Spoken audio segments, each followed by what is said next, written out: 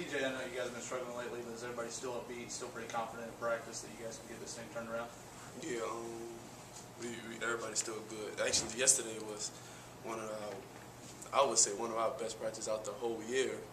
So, I mean, everybody's still in tune. Everybody's going much, much harder, and everybody's making shots for the first time in practice yesterday. So, that's a plus to see. A little bit of a relief to finally see Kevin and Caden and some of these guys finally back out there joining the team after being, hurt for a couple weeks. Yeah, it's a big relief to now to see that we having everybody's coming back, and then we're gonna be back at that form group that how we started off with. So that's a good thing to see. Why was practice so good yesterday? I don't know. I guess everybody just turned it up another level, and we had some people who stepped out their character than they usually would yesterday as well, and it just made practice so much better, and everybody was competing like how we've been supposed to.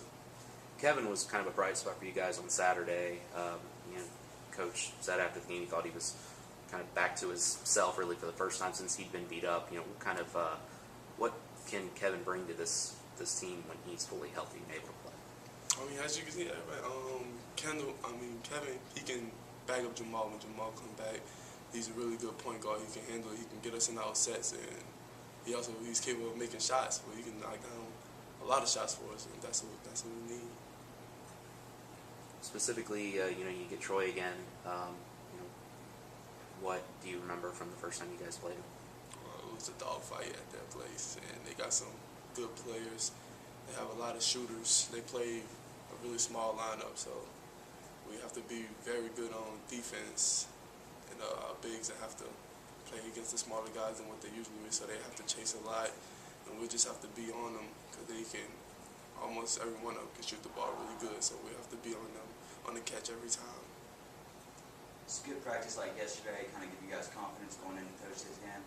Yes, that's something that we really needed. A practice like that, we've been needing to practice like that to give us our confidence. But like I said, we never had that person who came out the box for us, and that's what we had yesterday. And it's gonna keep on carrying on today and tomorrow, and it's hopefully, when you practice good, you play good as well. So hopefully we can keep taking over to the game-wise. Coach Harper took over about a year ago.